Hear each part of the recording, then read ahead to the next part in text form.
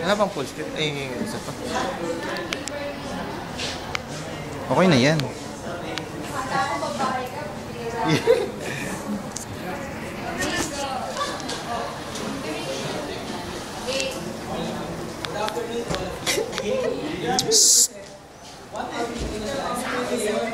Wala naman dun sa test paper. Articles on the qualities of the Filipinos that are somehow related to things that happened before and now.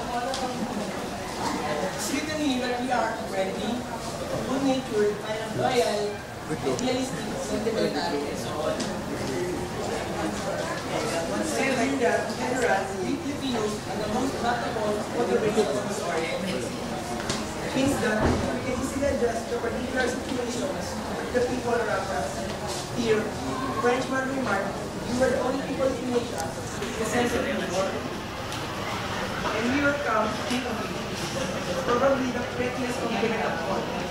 We are indeed only nationalist Asia, so we not take ourselves socially graded. We are socially graded there because we do not think there. We only make their best. Billboard. It's my little. It's my little. In terms of colonialism, that for more than 4 centuries, colonialism, we were not allowed to rely on ourselves. For certain weakness, responsibility. There is another aspect of self-reliance which is nothing to do with colonialism. In terms of our family system, the Americans cannot understand why grown-up sons and daughters keep living with their parents, even they have without an effect.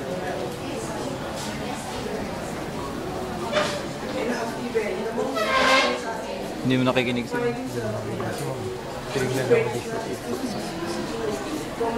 Pagandahan na lang visual aids. Nakita ko. Nakita ko eh.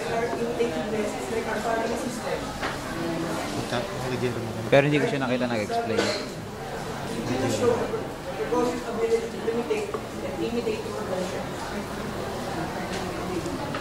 In terms of government, even improve ourselves, we are developed civic consciousness.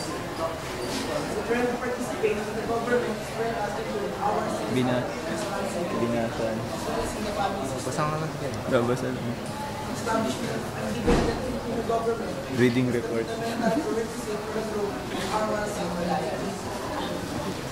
But independence was absolutely purposing for self-reliance.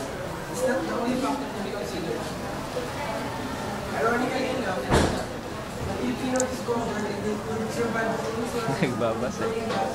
unity of the Japanese Pauwisan na nga eh. and the American Black then became self-reliance because of the